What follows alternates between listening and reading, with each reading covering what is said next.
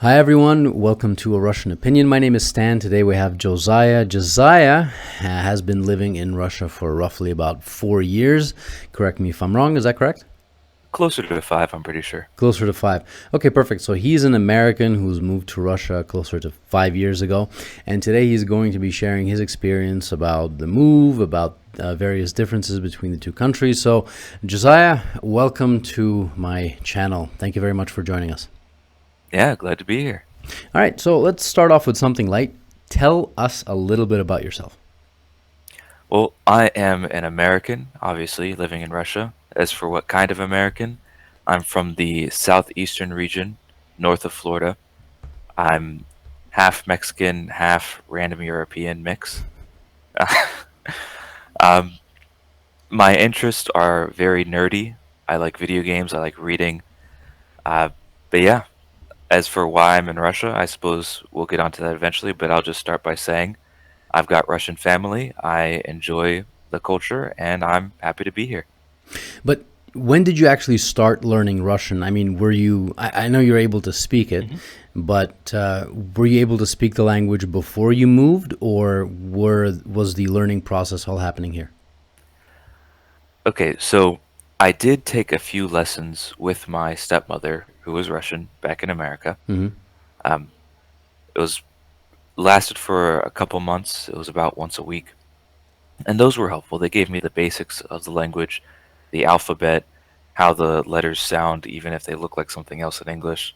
Like the letter X in English, the x in Hmm. Russian is, but it's like a soft h. Hmm. But yeah, so basically with her, I learned the basics of the language, and I actually started studying it like 5 days a week when I moved here. Not immediately afterwards. I hung out and relaxed with Russian friends for like a month or two, but I truly started studying Russian when I moved here. However, there's a big however with this. When I lived in America with my family, after my baby brothers, the half Russian, half American baby brothers, were born, we had a house rule: no English around them. So even though I wasn't studying Russian full time or even that much, I was still learning Russian actively by hearing my stepmother and stepbrother speak it, by hearing it playing on the TV all the time every day, and just by practicing it myself, even if it was really low quality Russian. Okay. Who made up that rule? I'm curious. Uh, my stepmother, Okay. Sveta, Okay. her goal was to have, this is a little important to my heart for a funny reason. Her goal was to make sure that my baby brothers speak both Russian and English, because living in America, obviously they're going to hear English. So they studied Russian, or so they talked Russian at home. When they moved to Russia, where they are surrounded by Russian outside, I thought the goal was still to make sure they'll be bilingual, and thus we would start speaking English at home. This is not the case. There is no English allowed around them. I don't know how they're going to be bilingual like that. But I mean, I guess they're picking up bits of it. Well, I mean, time will tell, right? Yeah. In this case. But for anyone, for example, considering moving, and I know there's a lot of people who are considering moving to Russia from various European countries, from Canada, from the U.S., from South Africa. Uh, Based on your experience, I mean, we understand that every single capital of every single country differs heavily from all the Hmm. other cities and towns and villages. That's understandable. Not too many people. There are some people in Russia who don't seem to understand this. That capitals do differ from the village. They only think that this is a Russian phenomenon.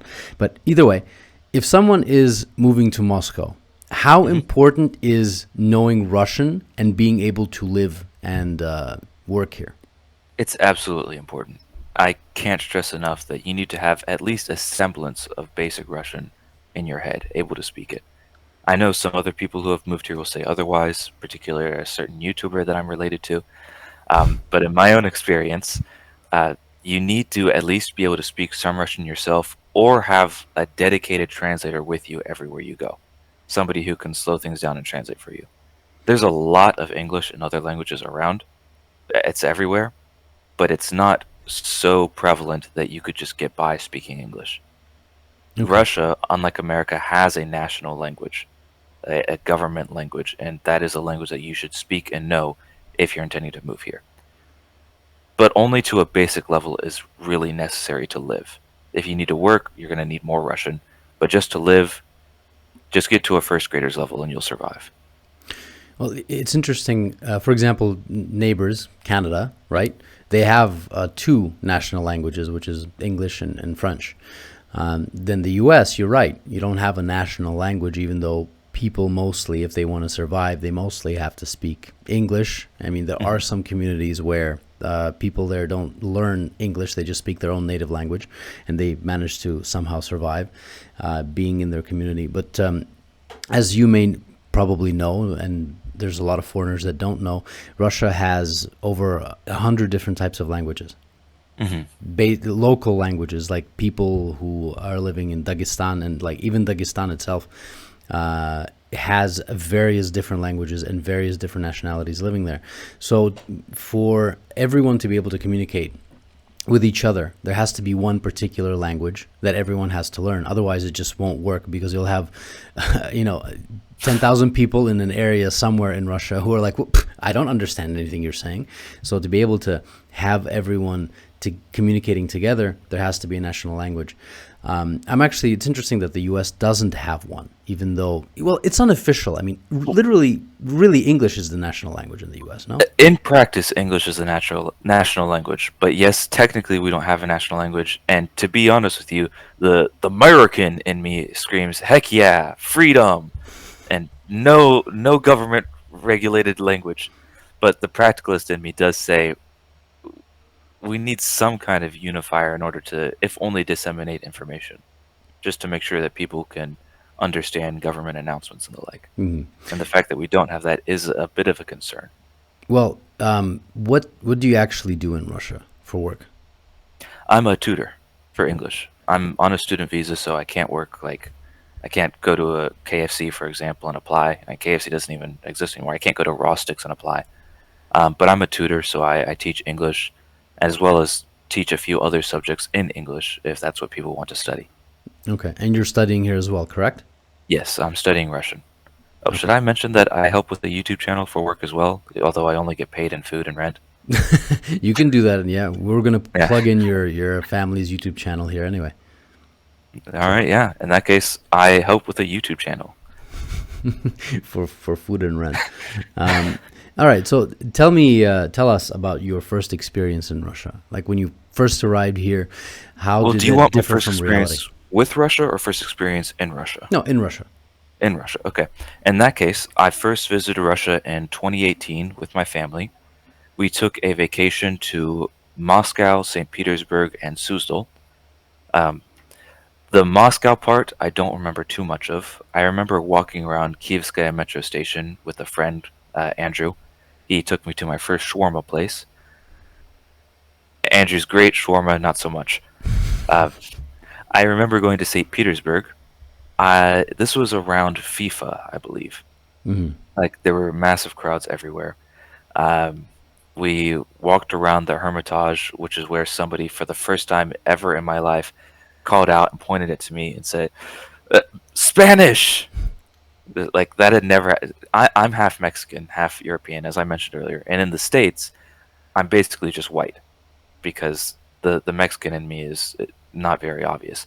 But here in Russia, where everybody is, well, everybody in Moscow and St. Petersburg is Slavic for the most part, I guess it stands out that I am not 100% white. So it was a surprise to me. Other than that, I remember it being very rainy when I went to St. Petersburg. I enjoyed that. I'm from Florida. I love the rain. I know that's not the case for a lot of people here.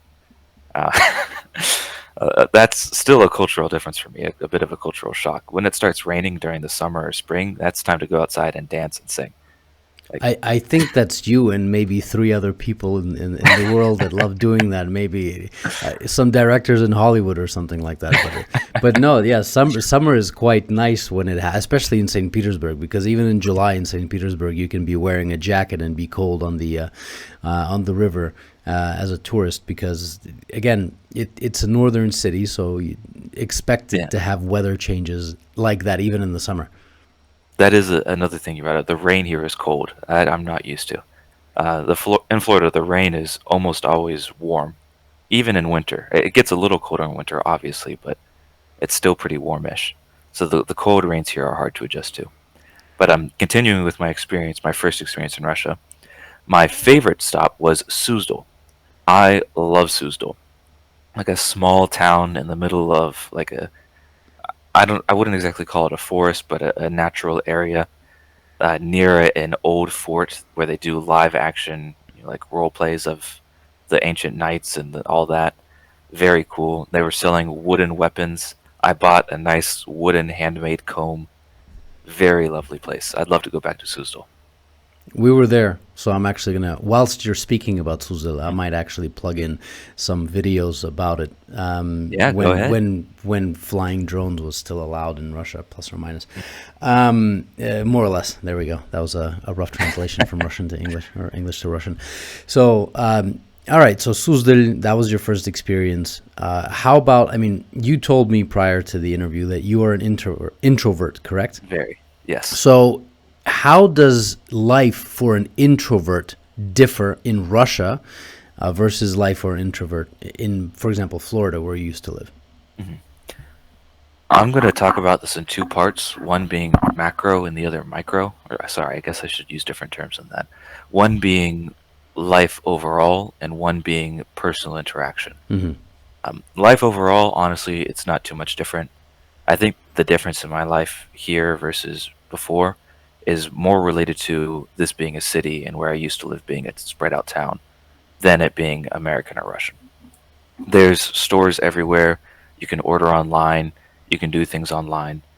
Being an introvert itself isn't too hard um, here in Russia. As for a personal level, that is very different.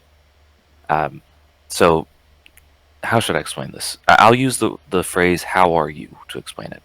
In America, when somebody asks, "How are you?"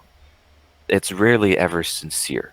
Like if they sincerely want to know how you are, they'll sit down, they'll put their hand on your shoulder, and they'll go like, "Are you okay? What's going on? Are you all right? Tell me about yourself." But if they just say, "How are you?" in America, it basically translates to, "Hello, I am acknowledging that you are in front of me. This is a greeting." And the proper response is almost always, "Good. How are you?" In Russia, that's not the case. I mean, people still do that with me, but that's because they know I'm American, and it's a little difficult for me to get into the details. But here, I'll hear all the time, "Как дела? How are you?" And they'll go, "Oh well, I've been struggling with this recently. Here, do you have any advice on it? Here's some of my problems, and here's some things that are going pretty well, and some details about it." And on the one hand, I think that's great. I think it's awesome that people can do that in Russia and they can get close like that. On the other hand, I'm an introvert. I don't want to share that information, at least not in like such a public setting. If you want to get that information out of me, buy me a coffee in a quiet, secluded corner of a coffee shop. Like it's a little off-putting for me. So I think overall, I think it's easier to seclude yourself or to keep a distance between people in America, just because you can say, "How are you? I'm good." That's it. Um, But if your goal as an introvert is just to avoid people altogether, it's a bit more difficult in America because people are constantly saying, "Hey, what's up? Hi, sup, bruh?" Things like that. In Russia, it's the reverse. If you want to just not interact with people, you can just kind of leave me alone right now, please. And people will respect that, and that's great.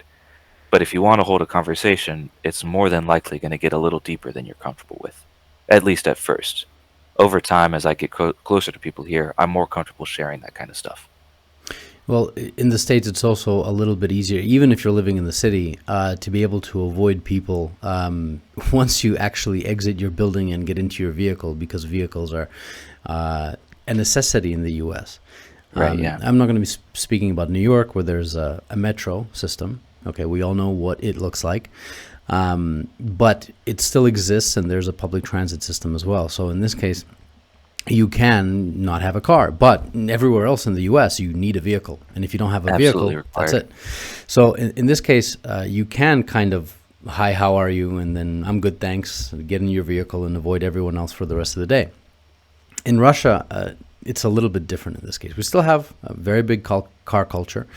And ever since the fall of the Soviet Union, the amount of cars that are owned have increased by 3 or by 4 times, I believe, because people are actually started having the ability to buy different vehicles and having their money and growing their wealth, but that's an entirely different conversation.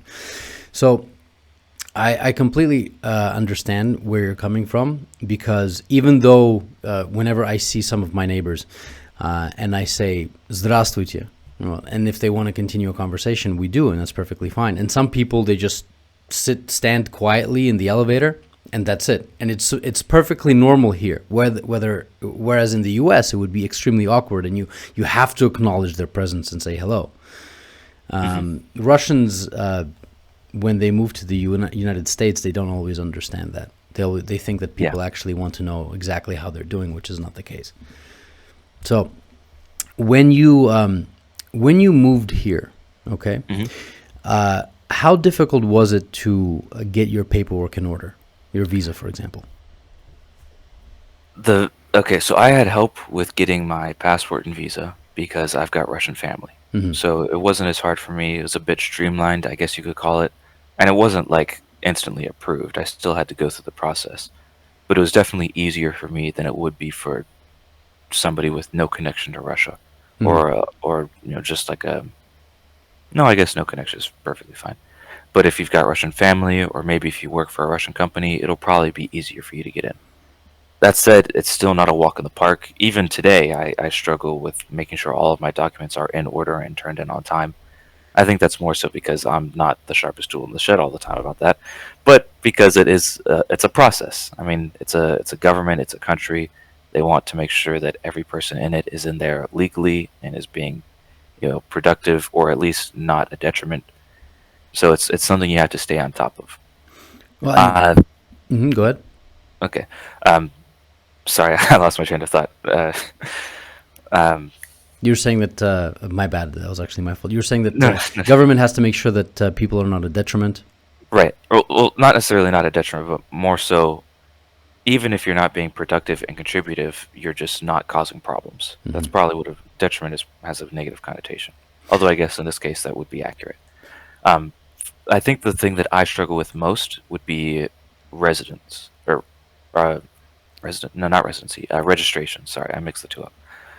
Registration is correct me if I'm wrong, it's a holdover system from the Soviet Union where you need to register with the government where you officially live, even if it's not where you actually live. And there's limits to that. Like, it only lasts for between a month and a year, I think. You can only register in apartments and not other places, although you can temporarily register at hotels or hostels. You have to register within a certain region in order to get, in order to use the government facilities of that region, things like that. And you can only register so many people to one place based on its size, a lot of different things, and it's difficult to find a place to register. And it's easier, well, obviously it's easy if you own property, but if you don't own property, you have to reach out to friends and hope they have space. Maybe you have to stay at a hostel for a month or a year in order to give yourself some extra time to find a place to register. Hopefully you've got family that has a place that you can register at, although that's not the case for everybody. It's definitely something difficult, and you have to stay on top of all the time. I completely agree with you. It's a very annoying system, and it doesn't only affect foreigners, for example. It also affects locals, Russians as well, when they're moving from one area to another and they're not, buying property, because just like in the US, people don't have like an extra couple $100K in cash that they're like, oh yeah, I'm going to just move to another city and buy this apartment and get registered. So it's a very annoying system. I no longer see a point to having it, but I'm not in charge, so I don't know exactly what the reasons are behind it. But yeah, it does make things very difficult for some people. I mean, we have friends, for example, they're from Moldova, actually, and they need to get their documents in order, and to do that, they also have to be registered somewhere. So they go through this, I believe, once a year. They have to go and get this done, otherwise they're going to have problems. So it makes sense to get government benefits in the region, or to be able to use like a hospital or a clinic. That makes perfect sense. But otherwise, I mean, it's an additional strain on the actual apartment owner, because not everyone wants to register people at their apartments for whatever reason. That's a whole different conversation. However, we did touch up on government benefits or basically government clinics. And I wanted to ask you, what is your experience with government or even private clinics here? How does the healthcare system, in your experience, differ from how it is organized and how it works in the US? Well, I'm going to start by saying I'm not sure there's anywhere in the world that has a worst healthcare system than America. Worst health. Sorry, I tripped over my words. Um, Basically, if you're not rich or willing to give up a limb in America, it's very difficult to get treatment, other than some basic things that are covered or affordable. Uh, and because of that, I kind of developed a fear of, or a phobia, a paranoia of visiting the doctor or going to any sort of clinic. And that carried over to when I moved here. And for the longest time, I did my best to avoid going to the polyclinic, as it's called here, as much as possible. Um, which actually ended up causing me some paperwork problems because you have to take care of some paperwork in order to be a student and the like. I don't know if that's the case for anybody else, but it was an issue for me. When I finally did actually visit one for more than just a check-in, it was fantastic. I was surprised. It was professional. It was organized. It was done in a timely manner. It felt like everything was covered, and they actually took care of my problem. And they actually listened to the symptoms that I listed and gave me a list of possible medications that could help me with it, and sent me to the apteca, the pharmacy. It's been so long since I've called it a pharmacy, I just forget. Um, and best of all, when I went back to the front office to tell them what happened, to give them papers, and to say, "So, how much do I need to pay to cover this?" They said it's free. That was I can't replicate the feeling that I felt. Um, it was fantastic for me. Everything in America, every doctor's visit got something. Like it wasn't all covered, like everything is with my insurance now. Um, and again, I well, not again. Sorry, going back, the reason, or at least the reason that American healthcare is so expensive is apparently because it's the best in the world. And maybe it is. I don't know. I haven't experienced it. It's too expensive. Um, but it gave me the idea that everywhere else, healthcare might be free or cheap, but it's not as good. That was not the case at all with my experience. The building was clean. There were lines. It was organized by sector. Each floor, each wing had a different theme. Like here's for your your digestive system. Here's for your sensories. This section is specifically for blood, and it was all done in an organized manner. You had uh, talon Ticket. ticket, yeah, a numbered ticket that would just call you out when it's time for your turn. And there was a bunch of people at the front desk. It was fully staffed, each with their own filing cabinet and system in order to best find your information and help you. I cannot praise it any more than it actually is. Well, I'm curious at this point. How much, like, what did you get done during that particular time, and how long did you have to wait? Because I have a phobia of clinics as well, but not for the same reasons that you do. Because Americans have a phobia because you can go bankrupt if they send you a bill. In Canada, the phobia exists because you can be waiting for like 15 hours and nothing will be done, or 8 hours and nothing will be done. So people will go to the hospitals with their kids who have a very high fever and a rash and this and that, and then they'll get some Tylenol and get sent home after waiting for like 6-7 hours. Then they'll go again, and it's the same process over and over again. And because there are no private clinics, fully private clinics that can help you take care of that, people develop this phobia because you're just wasting your time and you're hoping things will clear up on their own, which is really a bad way of treating your population. So in Russia, you already mentioned that they treat your problem, but you also mentioned that you got a ticket. I register online and I go into the polyclinics at a certain time. You got a ticket, which means you went and you waited. So I'm curious, how long did you wait to get those services? Uh, okay, so I had at the time, if I remember, it was some problem with my ear because I went to the ENT, the eyes, nose, throat. Mhm. Wait, why did they send me to the ENT if I had an ear problem? I know I went and I visited the ENT, but it was Mhm. an ear problem. I was feeling dizzy for like 3 days straight, and there was a large pressure in my ear. I forget what it was. They explained it to me in Russian, and so I don't remember. Um, not that I don't remember what's told to me in Russian. It's just it was a specific topic, and I don't know the words for it. Okay. Um, and I waited for maybe 30 minutes after arrival, and there was two people in front of me. Granted, it wasn't too difficult of a treatment. They basically took a thing to check inside my ear, checked my eyes and nose and throat while they were at it, used some kind of machine to check my hearing, and then they shoved something in my ear, gave me some medicine, and told me to go home. Hmm. A simple treatment. So it wasn't that long.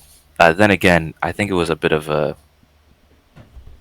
wing that isn't very commonly used. As in, I didn't have that many people to wait after. Hmm. I have seen other wings that are more full, and I have experienced for myself. Sometimes, yeah, I've waited for 2 hours, but just for not procedures, the doctors that are most needed. Okay. You know, the common doctors, the when you need to get your blood checked or blood donated or whatever, that kind of stuff.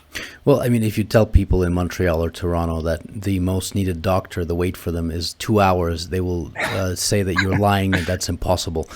Anyone who's currently still living in Canada and look and hearing us, then they would be able to confirm that the waiting times are absolutely ridiculous. But let's move on to another topic as well. So, how about food differences? We know, besides the cultural differences in food, where it's hot dogs, hamburgers, and then in some areas of the U.S. you have Cajun food, and then you have the fried chicken. I remember having that. In Russia we have borscht and everything. We know that there are differences in food culture. However, do you find the ingredients themselves, the fruits, the vegetables, the meats, the breads, the egg, milk, do you find the taste of them to be different than from the taste of the same products in the U.S.? How they taste? I have to say yeah, but I can't give like an overall yeah, because the differences are, well, they're different in and of themselves, and also because, well, I did cook while I was in America a fair bit. I wasn't like it wasn't a hobby of mine at the time. Cooking really only became my hobby after I moved here, um, for reasons that might sound offensive to Russians, although I don't intend for them to be. um, as for just to go straight to answering your question, I think for me the biggest difference is milk and olives. Olives, for whatever reason, have a completely different taste here. If I, it's hard to describe, but if I had to, I would say American olives are sharper, whereas Russian olives are, I guess, smoother. Mm. I don't know if that's a good way to describe it. In America, when you bite into the olive, it has a sharp pang of sour salt, kind of like of biting into a lemon, except it's an olive, obviously. Whereas the olives here are more like biting into an apple, that kind of soft sweetness, except instead of sweet, it's sour salty. It's hard for me to get used to, even now.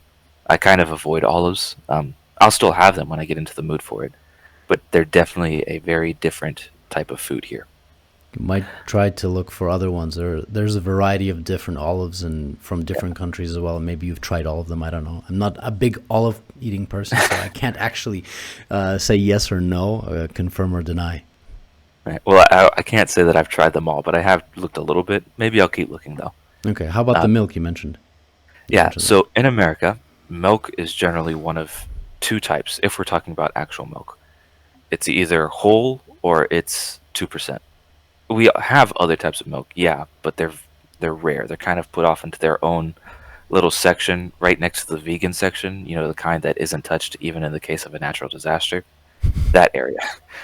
Um, and then, of course, we have almond milk, silk milk, but those are also in a smaller section.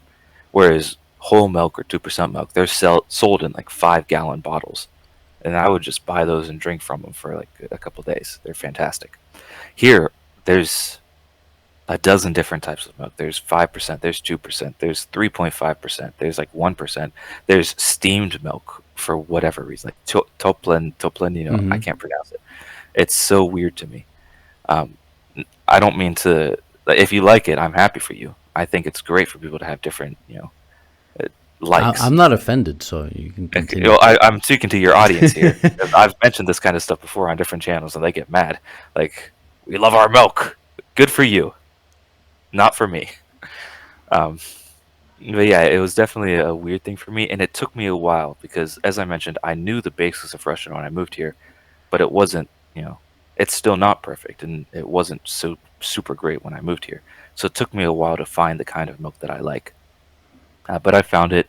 It's the Drevnik one, the one with the red and white theme. It's Domik good. Djerevnya. Probably, yeah. Yeah, that's the one we buy. Yeah, I like that one. 3.5.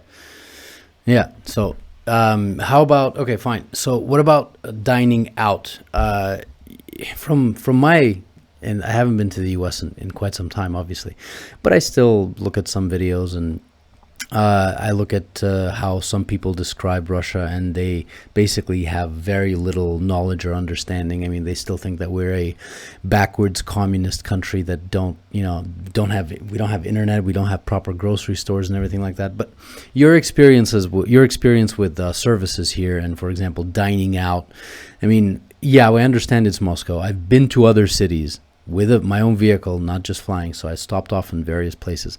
I find that the services and the food quality and everything is roughly the same everywhere, but prices are different, obviously.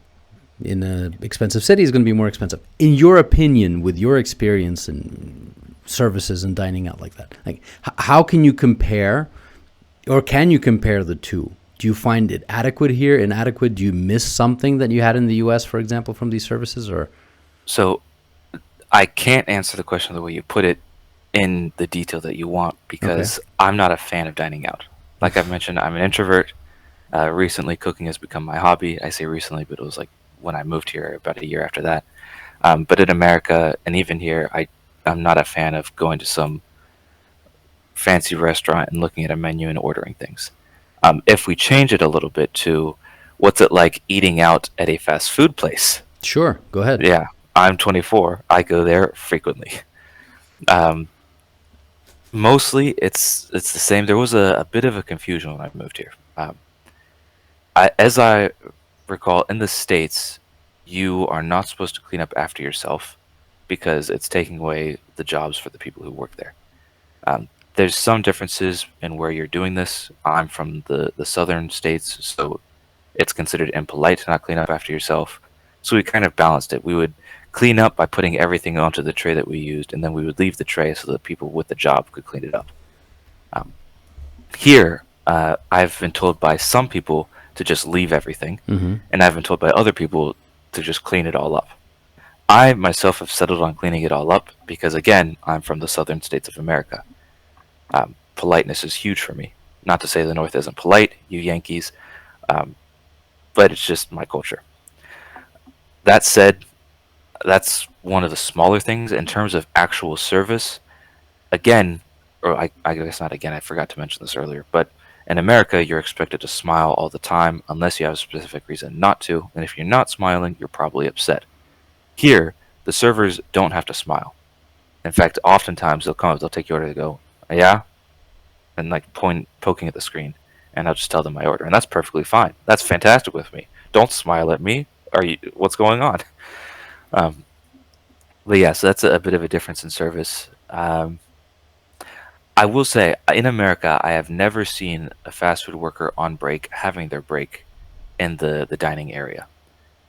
Whereas in Russia, if a fast food worker is on break, they'll get like a meal set. They'll sit in the dining area and they'll take the break on their phone. Um, I'm perfectly fine with that. I think it's normal. They're humans too. They got to eat. They'd rather do it in a comfortable area made for customers. I don't see the problem, and I think America should learn from that. Uh, that's the only thing I'll say about what either country should learn from the other. Treat your fast food workers and other lower paid employees better, America. Well, now that we're talking about, well, we have been talking about the differences, basically.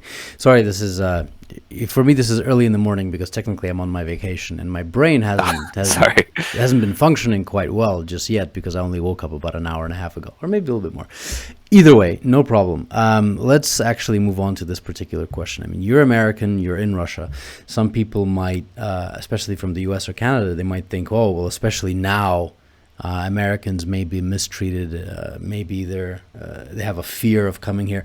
In your almost 5 years of living here, when people learn that you're an American, Do they tell you, Yankee, go home, get out of here? Do they start spitting at you, kicking you, and stuff like that? Or do they, ask you normal questions and get curious about where you come from and why you're here? In my nearly 5 years of being here, I've only had the first reaction 3 times, um, which is more than I would expect, more than you know I would like to say. But for the most part, people hear I'm American and they're like, "Whoa, American! What are you doing here?" And that's always the first question. Why are you here? But it's not like a judgmental, like you shouldn't be here. It's more like I legitimately don't understand. Why did you come here? Um, and so I just explain, education is cheaper. I've got Russian family. I've got Russian friends, and I think it's a good experience to see the world. And they accept it and they're happy about it and they're friendly.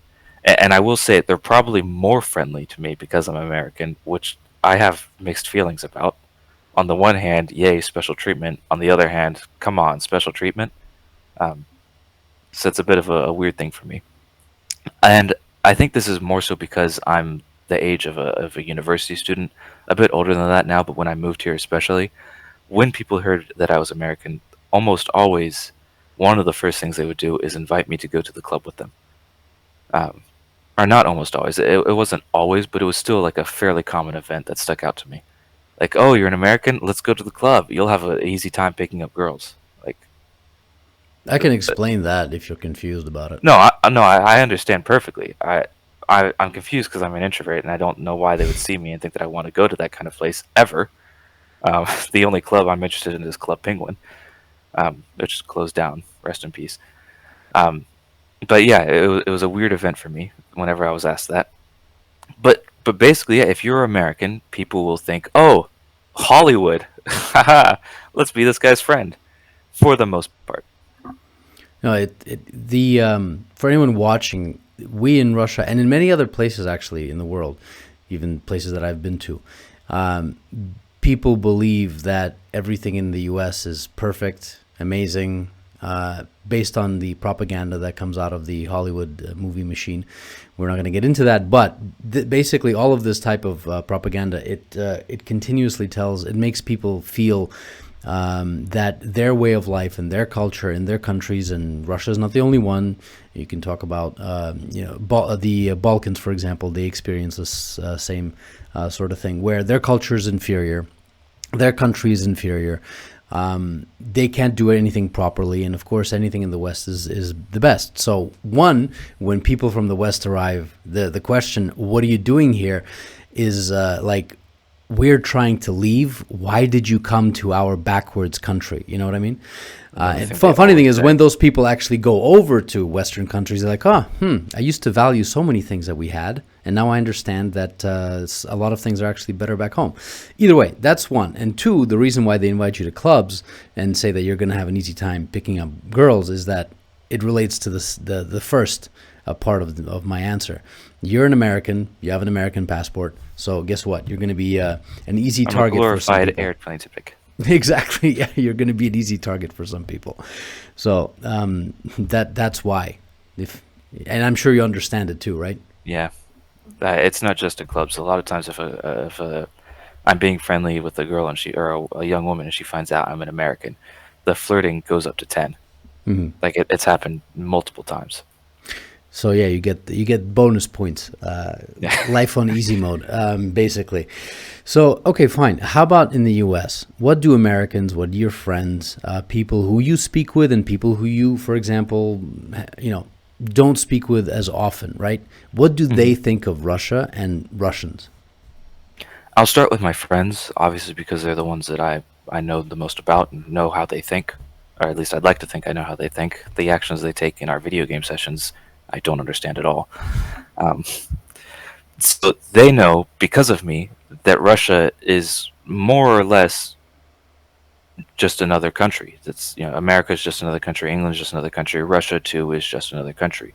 It's got its ups, its downs. It's got its economy. It's got its culture, which honestly isn't too different from American culture or any culture. Or not any culture.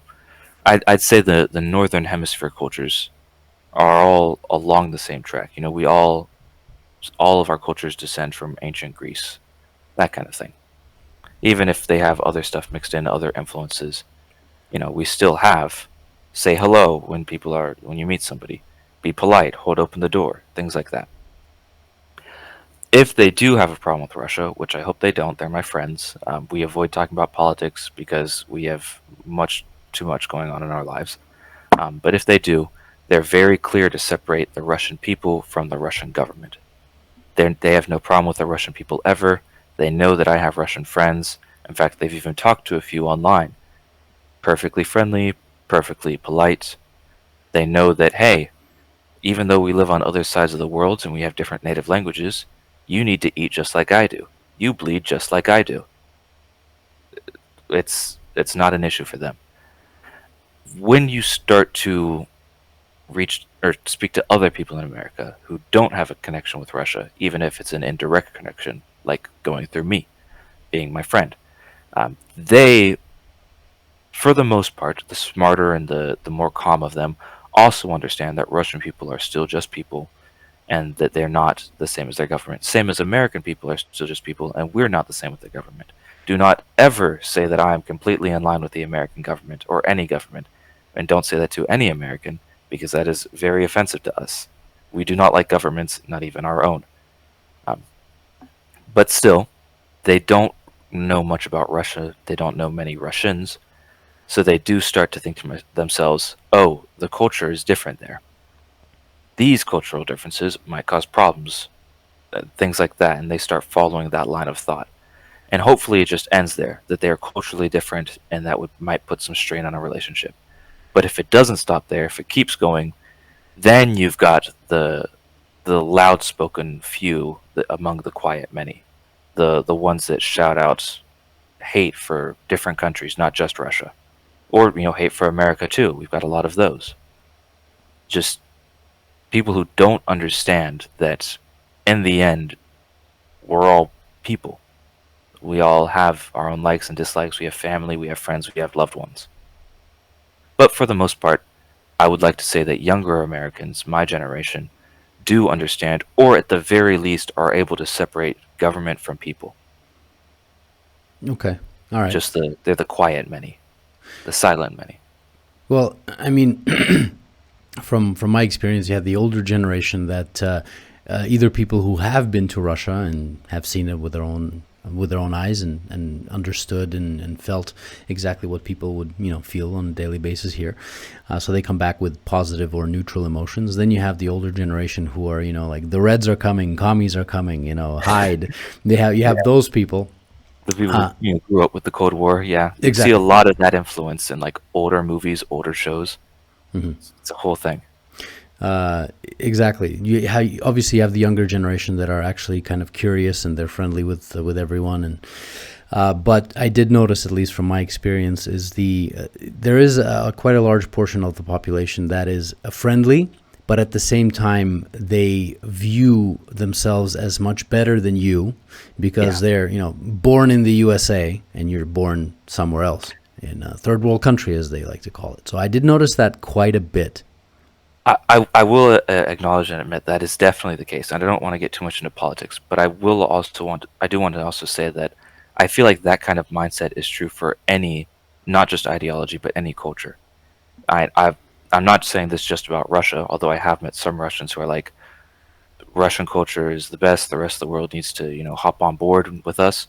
But I've also met people like that from England. I've met people like that from Africa. I've met people like that from Asia. I will just say that with Americans, it's probably the loudest just because we're used to constantly blaring all that kind of stuff, even if it's not the best trait. And, yeah. We're just constantly broadcasting our culture through Hollywood, and that's kind of spilled over onto the population. Just to broadcast that, hey, we love our stuff, we think it's the best, and even if they're not trying to force it onto others, it's kind of unconsciously forced. I was more talking about. I'm not even talking about the really loud. I'm talking about the very subtle. It's subtle little hints in a conversation, but we can move off of that because we agreed we shouldn't get too political. No politics. At least in this particular interview. So with your 5 years of experience here, living here, is there anything besides the language that was extremely difficult to get used to? If you remove all the paperwork, the visas, that we know it's a headache, it's a very Mhm. big problem, and they're slowly changing it for the better. And the language barrier is definitely a huge barrier to many people. So, besides those two aspects, I mean, is there anything that was extremely difficult for you to get used to? Honestly, not much. And there's a few private matters that I won't go into, but if we leave out the language and the paperwork, the biggest two things for me weren't that too big of deals. Hmm. Honestly, I'll talk about them because I do think that I should share them, and I want to talk about them. But I'm probably going to make them sound like mountains when they're really just molehills. One of them we already brought up, the food. Hmm. I've got into cooking as a hobby because, and I don't mean this to be offensive, but I need something with more of a kick to it when I eat than what Russian food provides naturally.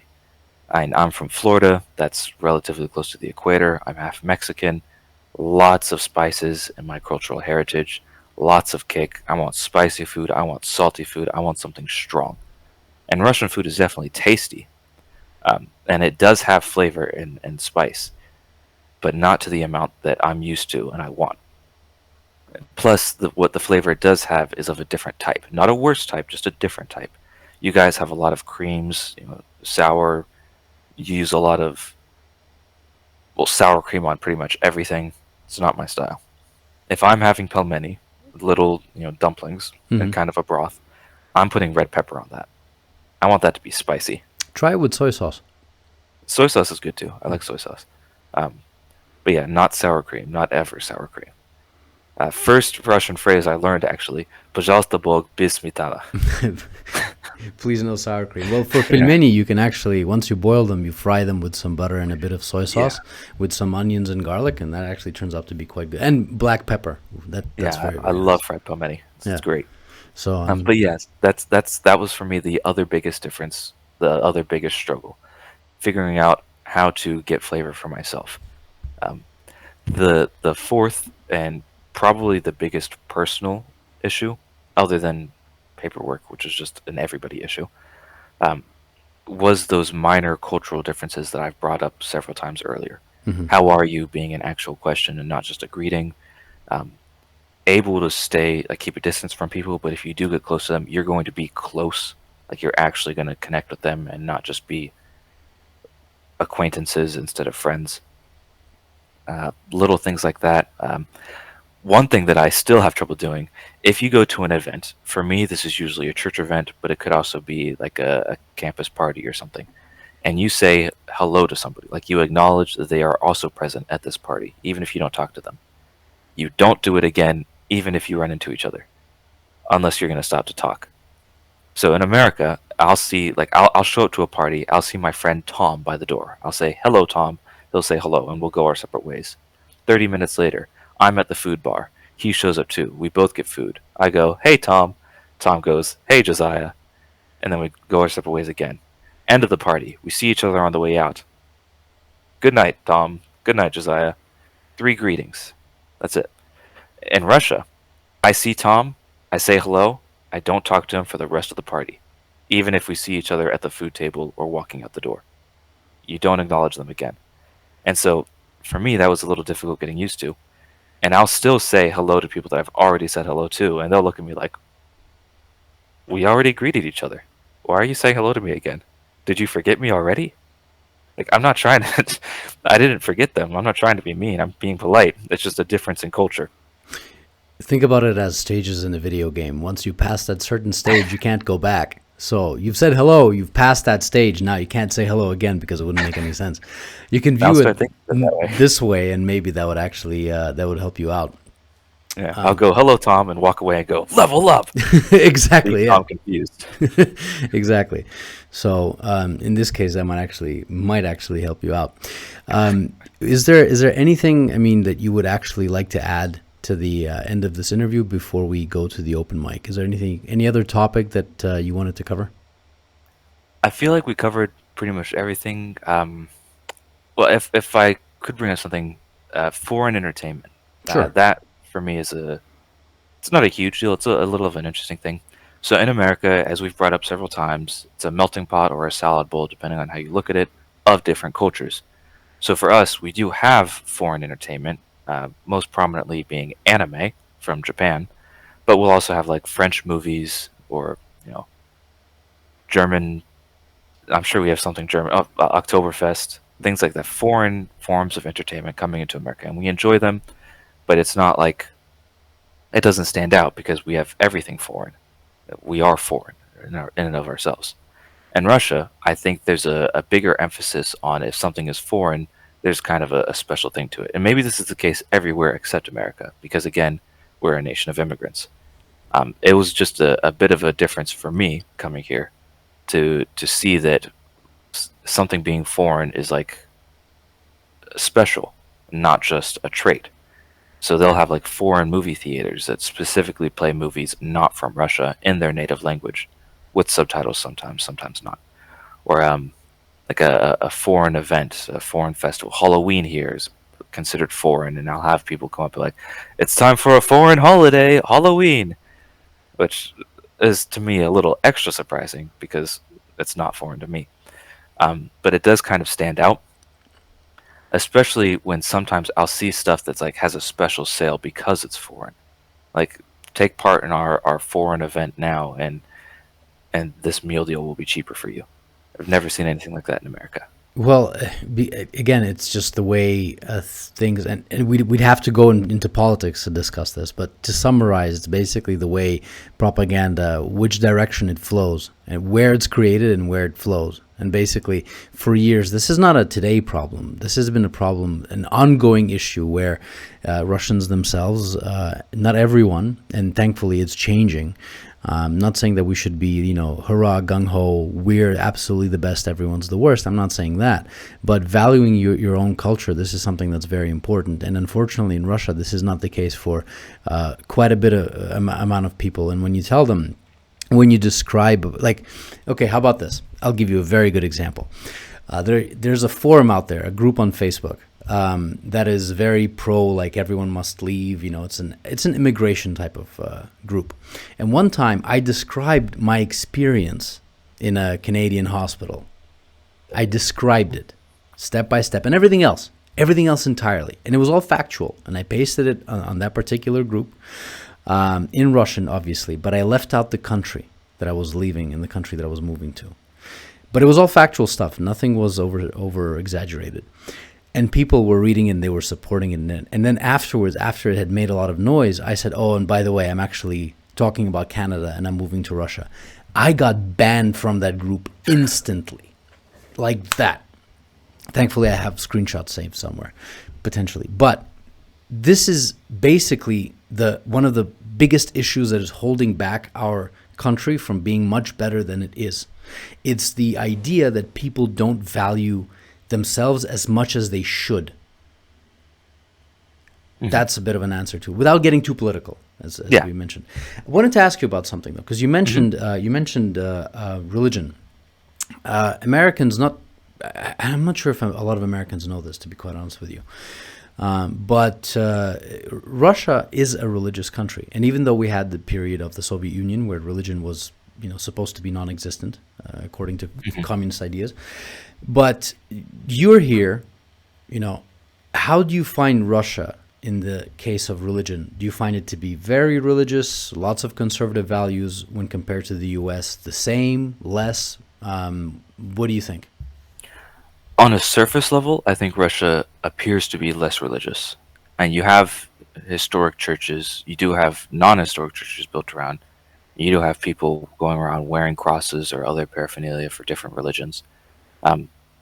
It's just on a surface level, I guess it's maybe as a result of the Soviet Union, or maybe as a result of the cultural traits of being, keeping what's close to you closer to your heart until you're close to somebody where you can share it. But it appears less religious on the surface. Whereas in America, you've got billboards like "Find God" or "Go to," things like that, and it's just everywhere. But then when you get into an actual individual level, if somebody is an atheist, they'll talk about why, and they'll explain calmly and rationally why they're an atheist. If they're religious, they'll go into detail. They'll list their favorite scriptures. what brought them to religion, or if they grew up in it, maybe what their grandparents' experience was during the Soviet Union with religion.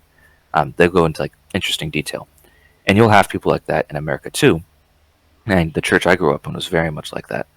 But outside of those types of calmer communities, you'll have people that, and we call them couch Christians, who just watch evangelicals on TV, watch the yearly Hallmark movie about a church going girl moving to a big city, things like that, and they get less than conversational during the conversations. Um, and I think another factor of that is that we don't have those types of ancient churches that have stood for 1,000 years. Uh, I think our oldest church is like 500, 600 years old from before America. Um, and it's not like a big deal for us. Plus, we are in America primarily Protestant. If you're a Christian, we have a lot of other religions as well. And we have pretty much every religion, whereas Russia is more Orthodox. And again, I'm not too certain about this. I'm not Orthodox myself, but if I remember correctly, both Catholicism and Orthodoxy have a history of maintaining the order of their religion and how things work and having these traditions, whereas Protestant is all about breaking away from that and following the Bible how your heart tells you. And I feel like it's similar with other religions because again, we are far from where they founded, so they also have differences with the origin of their religion. And so things sort of change over time. We don't have these, the Hall of Bones or the iconography everywhere. Mhm. And things just they alter over time and they sort of merge and then disappear into the culture. Crosses nowadays aren't super religious anymore. They're sort of like a stylistic choice among youth in America. Yeah, that's true. It's very Although they difficult to can be understand when religious. you have somebody who's a OnlyFans, or like a corn star. I'm not gonna say Yeah. the actual term on YouTube, and they're wearing a cross, and you're thinking, how are you doing this? I'm not religious, and I find that not offensive. I find that you know idiotic, to say the least. But Yeah. sorry, go ahead. I totally. Well, I won't say I do agree, just not 100%, because my mindset is more of why are you even doing this? I mean, okay, it's your choice, I guess. Um, I think the last thing I would want to touch on if we're talking about religion, and I want to avoid politics when I talk about this, um, but I do feel like it's worth mentioning. First, I'll start with a question: does Russia have like an official state religion, or is it just that the most prominent happens to be Orthodoxy? You know what? That's actually a very good question. I've never looked into it, but the most prominent is Orthodoxy, followed by Islam, and then we also have Buddhism. We have a lot of Jewish people here. We have a whole Jewish autonomous region out east, and then there's other religions here. Like there's some Baptism. There's some Baptists. There are some Catholics as well. But if we're talking about Christianity, the majority of Christians in Russia are Orthodox. Right. Um, so when it comes to America, not only do we not have a state religion, I feel like, well, obviously Russia being a modern country has laws against forcing a religion, but not only do we have laws against forcing religion in America, I don't think we will ever have like an official state endorsed or sponsored religion because we are part of our Revolutionary War was separation of church and state, and that's been fought over the years, especially like during the 20s and 60s, for example, when there was a push to put "In God We Trust" on our money, Hmm. which personally I disagree with. I'm not going to go into why, but for me, in my understanding, both as an American and as a Christian and as an individual, religion belief has to be a personal choice. So I think part of displaying religion as a country or as a populace, for in my eyes, is something that should instead be done privately, which is in line with how Russia acts more so than in America in terms of keeping it close to heart until it's time to share it. Hmm. The difference being that you guys have grand churches, which I'm sure are cool and work great as museums, but as actual religious points, I feel are a bit concerning if they're protected by the state. Well, you also have to look at it in a cultural aspect. For example, the Russian church, and which is, for example, me, I'm not religious at all, but I view the religion, the orthodoxy, to be extremely important, not only to the culture that we have here, but also to the way people live and people's morals and everything like that. Even though it doesn't have to be dictated by the church, obviously. But if we take a look, for example, it's like the Catholic Church in Italy, extremely important. It used to very, very important. I mean, you have the Pope living in the Vatican, right? Right. Yeah. So, and for us, we are, besides the Greeks, we are the main Orthodox country. We are the Byzantine, I guess, in terms of religion. We are the third Rome. I think it's called the third Rome. There's a reason for all of these different terms. Not only that, is that when there was the initial, like 900 years ago or 1,000 years ago or something, when there was, or even more, there was the initial split between East and West, between the two religions, the schism. We, the Orthodox, we kept certain aspects of that religion, and then the other side, I think it was the Catholics at the time, maybe the Protestants, I think it was the Catholics, they had to change a few things. So there was a disagreement on some few like basic things, right? Now we have the Starovere here in Russia as well, the ones who they're very ultra Orthodox. They also don't view the other Orthodox people as pure Orthodox because of a few differences that they have. It's very, very interesting in this case. But for us, even the non-religious people here in Russia, and I'm not going to speak for everyone, I'm speaking for myself, religion is not just religion. It's also a very important cultural aspect. And you see that in the churches that we have. Like compared to an American or a Baptist or a Catholic church that is not built 200, 300 years ago. Look at the buildings, look at the designs, look how they are. Like, for example, I know there's a Baptist church around here somewhere, and it looks like a regular American house. When I passed it the first time ever, I'm like, why is there... So you have all these Soviet buildings, and all of a sudden you have this American house. And I'm thinking, what is it doing here? Why? What's the point? And then one time I actually saw that it was a Baptist church. And that's the difference. For us, it's our culture. It's extremely important. Whereas when you look at an American church that's here somewhere, it looks like a regular house in the States. It doesn't have that cultural significance. Well, I'm going to have to disagree with you there. American churches, or at least the buildings, it's cultural to us in a different sense.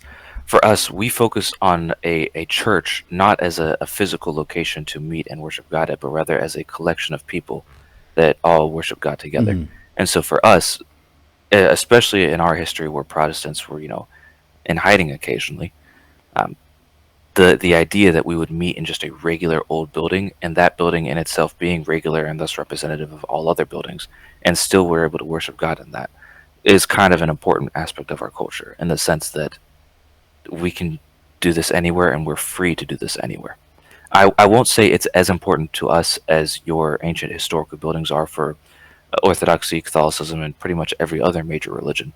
But I can't say that it's just completely written off either. It's just a random building. No, but we actually agree. We're talking about the same thing in two different ways.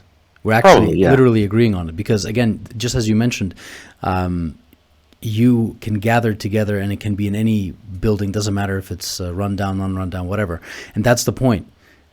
Ours, to us, have an actual historical significance, which is why they're everywhere, which is why they differ so significantly. That's why I believe that there is an actual close relationship between government and religious entities here. Whereas in the U.S., like you mentioned, you can go to any building whatsoever and can become a chapel. You put a cross on it, you have a priest, and then you can get together and you can worship. So that's what I mean. So for us, religion is a little bit different, and it has a very strong, significant historical context that can't be avoided. So we actually are saying the same thing, in my opinion. So just a different outlook on it. Exactly. So now, open mic, say what you wish. You can say hi to your friends. You can talk about your favorite food. You can, talk about your future or what you think you're going to be doing in the future. It's your open mic. Your open couple of minutes. Go ahead. All right. Again, I'm Josiah, a half Mexican, half random European mix living in Russia. As for my future, I My dream is to have some sort of job that would have me going back and forth between the States and Russia, as both are to me in my heart my home. I don't know which one I would end up, living in. I just intend to go back and forth between the two of them. Maybe some other countries along the way. That'd be pretty cool. I've got friends on both places I'd like to stay close to. I'd like to have fun with. Got contacts. I've got family here. As far as I'm aware, they plan to stay here. It's great for them. And I think that's wonderful. And if you want to check out that family, if you like my personality and want to see more of me, don't contact me directly or bother me whatsoever. If you see me on the street, ignore me because I am an introvert. But you can find me on the Expat American YouTube channel. That's very. I swear that's so contradictory. But it's the I'm an introvert, but I can speak with the camera. But it makes sense. There are some people who are introverted, and I've seen lots of YouTubers who do say that they're an introvert, but when it comes to speaking to a camera, it's a much less intimidating thing for them to do. Either way, listen, Josiah, thank you very much for telling about for describing your experience about moving here, what you find is interesting, not interesting, easy, difficult, the differences basically. Thank you very much for your time, for the interview. Please, those who have watched this till the very end, have, thumbs up, thumbs down, comment, whatever. Do what you like. We all know what you like to do. Share the video if you found it interesting, of course. And there's going to be a link to Expat American, the other YouTube channel that you definitely should check out. It's got very interesting content as well, some interviews too. So go ahead, in the description you will find the link. Click on it, take a look. If you like it, subscribe. If you don't bother me about it. It's entirely up to you. Thanks again, Josiah, and have a good day. Yeah, thanks for having me.